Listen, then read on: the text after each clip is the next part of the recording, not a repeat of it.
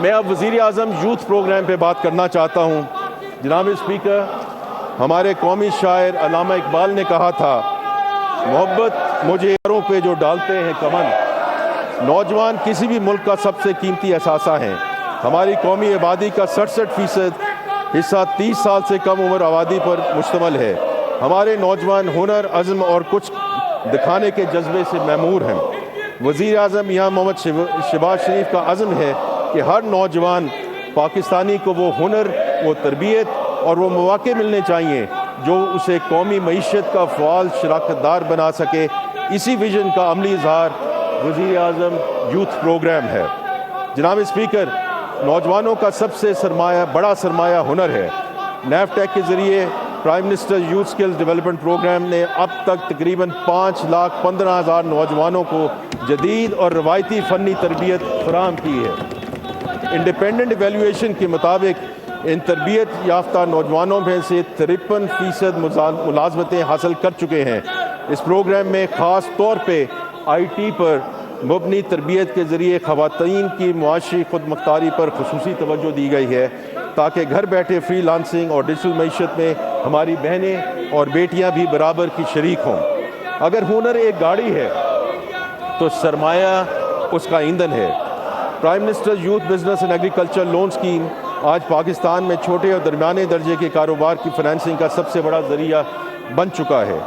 جنوری 2023 سے اب تک اس اسکیم کے تحت 258 ارب روپے کی رقم تقسیم کی ہے، جس میں سے 5,34,000 سے زائد نوجوان مستفید ہوئے۔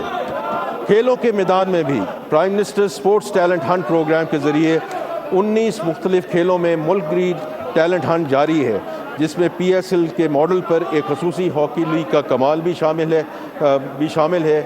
اگلا جہانگیر خان، اگلا ارشد ندیم یا اگلا اولمپک چیمپئن شاید کسی شہر یا گاؤں میں موجود ہے جہاں ابھی تک ہماری نظر نہیں پہنچی۔ یہ پروگرام اسے ڈھونڈ نکالے گا۔ جناب speaker, prime minister youth programme صرف افلاحی اخراجات نہیں، یہ ہماری حکومت کی سب سے منافع بخش سرمایہ کاری ہے، کیونکہ ہماری حکومت نوجوانوں کو ملک کے مستقبل کا معمار سمجھتی ہے۔ جناب اسپیکر، ایک فارورڈ لوکنگ اور جامع تجارتی پالیسی ہماری معاشی اصلاحاتی ایجنڈے کا اہم جزو ہے۔ ہمارا بنیادی عزم واضح ہے، پاکستان کو درآمدات پر انحصار کرنے والی معیشت کی بجائے برآمدات کے بل بوتے پر آگے بڑھنے والی معیشت بنانا ہے۔ ہماری معاشی بقا کا راستہ عالمی منڈے میں مقابلہ کرنے کی صلاحیت بڑھانے میں ہے۔ جناب اسپیکر، برآمدات کو فروغ دینے کے لیے حکومت نے کاروبار کی لاگت کم کی۔ ایکسپورٹ انکم پر عائد 0.25% ایکسپورٹ ڈیولپمنٹ سرچارج کو مکمل طور پر ختم کر دیا گیا۔ وزیر اعظم صاحب کی خاص ہدایت پر ایکسپورٹ فائنانس اسکیم کے تحت مارک اپ کی شرح 19% سے کم کر کے 4.5% کر دی گئی۔ ایکسپورٹ فیسیلیٹیشن اسکیم کے تحت سہولت کی مدت 9 ماہ سے بڑھ کر 18 ماہ کر دی گئی تاکہ برآمد کنندگان کو کیش فلو کے مسائل کا سامنا نہ کرنا پڑے۔ اس کے علاوہ صنعتی بجلی کے نرخ بھی کم کیے گئے۔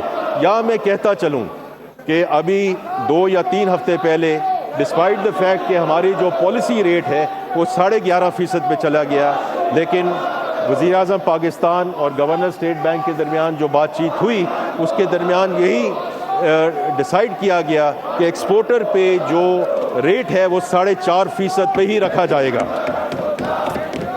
جناب اسپیکر، 25-30 نیشنل ٹیرف پالیسی پر عمل درآمد کے پہلے ہی سال میں حکومت نے ٹیرف کو معقول بنانے کا کام شروع کیا اور 7,500 ٹیرف لائنز پر ٹیرف میں کمی کی، خصوصاً خام مال اور انٹرمیڈیٹ گڈز پر، تاکہ صنعتوں کو پیداواری لاگت کم ہو۔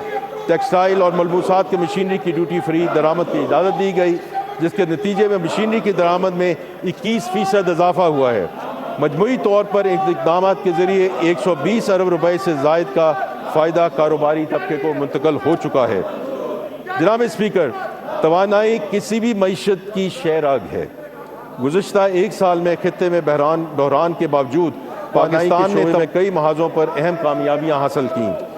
گزشتہ 2 برسوں میں حکومت نے توانائی کے شعبے میں ایسی اسٹرکچرل ریفارم شروع کی ہیں جو نہ صرف صرف موجودہ بحران سے نمٹنے کے لیے بلکہ آنے والے ممکنہ بحران کے لیے بھی پاکستان کو تیار کریں گی۔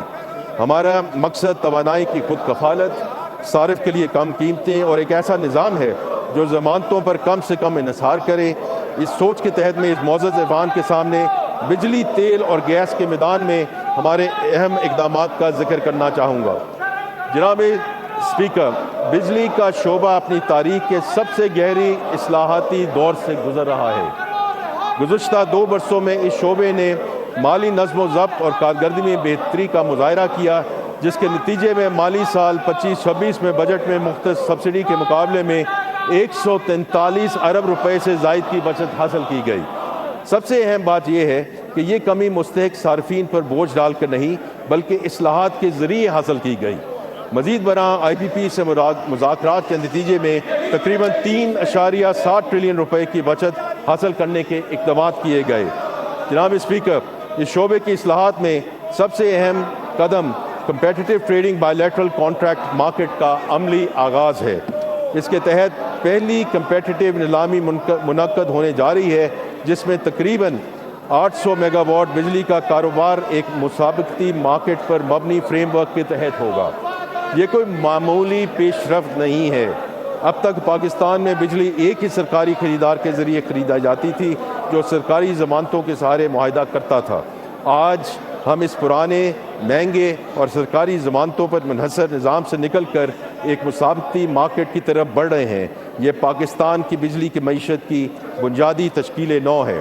جناب اسپیکر، موجودہ مالی سال میں ایک ملک گیر مشق کے ذریعے ہم تمام سبسڈائز صارفین کی شناخت، رجسٹریشن اور تصدیق کریں گے تاکہ جنوری 2027 سے پاکستان میں ڈائریکٹ سبسڈی میکنزم کا آغاز کیا جا سکے، یعنی سبسڈی وہاں پہنچے گی جہاں اس کی اصل ضرورت ہے۔ یہ وہی منصفانہ ماڈل ہے جو ہم نے BISP کے ذریعے اپنایا۔ جناب اسپیکر، اس اصلاحاتی ایجنڈے کا ایک اور اہم ستون سرکولر ڈیٹ پر قابو پانا ہے۔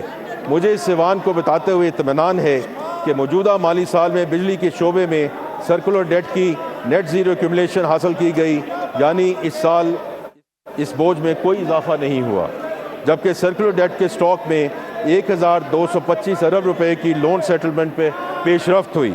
ساتھ ہی NTDC کی اسٹرکچرل ریفارمز بھی جاری ہیں، جن کے تحت ترسیل، سسٹم آپریشن اور مارکیٹ آپریشن کے فنکشنز کو الگ الگ کیا جا رہا ہے۔ جناب اسپیکر، LNG کے حوالے سے ایک اہم پیش رفت کا ذکر کروں گا۔ پاکستان نے ایک جامع ریسرچ کے بعد قطر اور اٹلی کے ساتھ اپنی طویل مدتی سیل اینڈ پرچیز ایگریمنٹس میں دوبارہ بات چیت کی اور سال 2026 کے لیے 35 LNG کارگوز کی کمی پر اتفاق کیا۔ اس ایک فیصلے کی بدولت ہمیں تقریباً 1.2 ارب امریکی ڈالر زر مبادلہ کی بچت ہوگی۔ یہ اسی کاوش کا نتیجہ ہے کہ گزشتہ 11 مہینوں میں صارفین کے گیس کے بل میں کوئی اضافہ نہیں ہوا۔ جناب اسپیکر، ایران امریکہ جنگ کے پیش نظر ہم نے مقامی گیس کی پیداوار بڑھانے پر بھی توجہ مرکوز کی۔ مارچ 2026 کے بعد ہماری تیل کی تلاش کی کمپنیوں نے قومی نظام میں تقریباً 100 MCC FD اضافی گیس شامل کی، جس نے بجلی کی پیداوار میں شارٹیج کو نمایاں طور پہ کم کیا۔ ہم نے کھاد کی پیداوار کو ایک لمحے کے لیے بھی رکنے نہیں دیا۔